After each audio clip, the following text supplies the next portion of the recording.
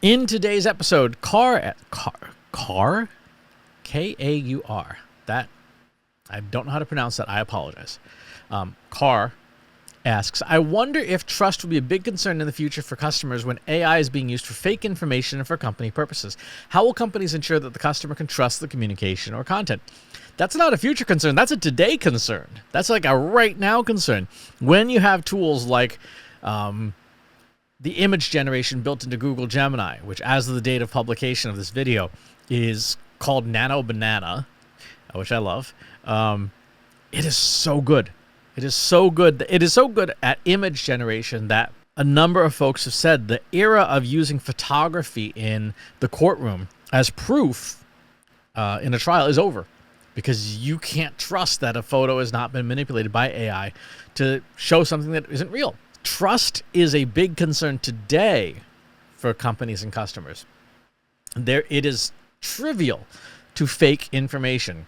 It is trivial to set up a bot network on social media to create a fake groundswell. It's called astroturfing of support.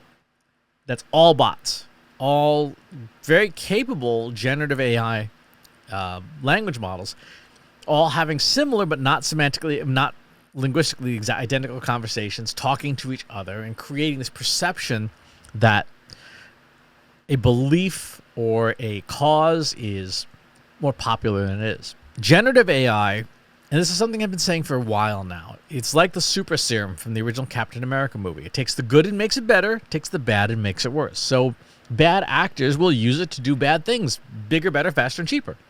Good actors will use it to do good things, bigger, better, faster, and cheaper. Where we have to land as a civilization and as companies and as individuals is to provide conduits of authenticity. And this is something I've talked about again for quite some time now.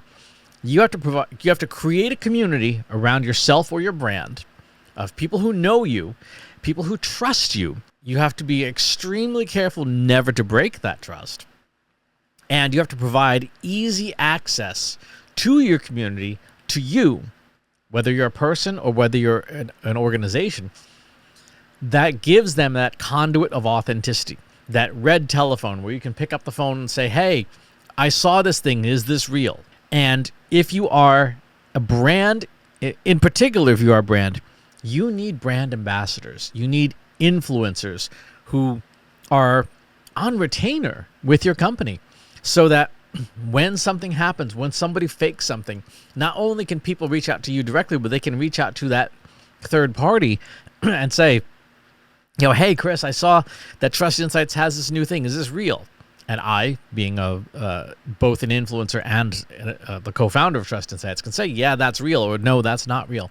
But you need community and you need trust from that community to make this work.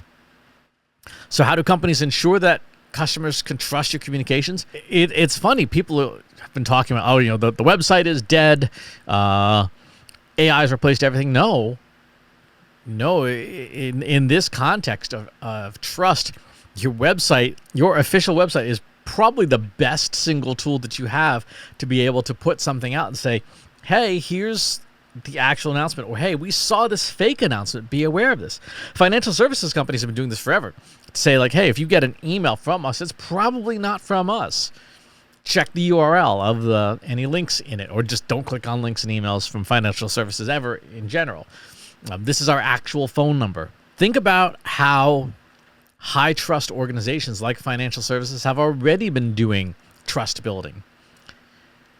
What are their mechanisms? How did what lengths do they go to prove that, yeah, you're actually talking to your bank or your stockbroker or your healthcare institution? Every company needs to do those things. Companies need to be thinking about encryption and digital signatures. There's been the open source project GPG, which is a PGP implementation that's open source, that's been around for like 25 years. And you could use and integrate GPG into tools like Outlook or Thunderbird or the email service of your choice that digitally signs emails. And that digital signature is something that anyone who's got the same free open source software can validate, yeah, you actually sent me this message. And this message, the contents of this message have not been modified from the way that they were created or built when I created the email. That kind of digital trust verification is really important. And it's not something that generative AI can capably do. It cannot break your encryption, but your company has to have solutions like that in place in advance of a problem. That's the catch, the keyword. It has to be built in advance of the problem so that when somebody does do something bad, you can prove, like, yep, this is not real. That also means if you do something bad, you can't blame it on AI.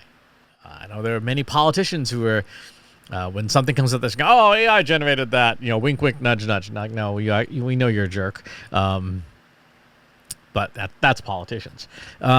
You need to have that infrastructure in place, but then you lose the ability to divert blame because if a message or a blog post or whatever is digitally signed that says, yeah, this came from us. I think it's worth everyone, but especially folks in marketing and communications, to be looking at these encryption algorithms, these digital signatures, these certificates of authenticity in an era when literally everything can be faked. And to take a trust but verify approach on everything. We have to do that now. AI has gotten so good in the last 2.5 years that just because you see it doesn't mean you can believe it. Just because you see it doesn't mean you can believe it. So that's the answer to that question. It's a good question. It's an important question. Thanks for asking. We'll talk to you on the next one. If you enjoyed this video, please hit the like button. Subscribe to my channel if you haven't already. And if you want to know when new videos are available, hit the bell button to be notified as soon as new content is live.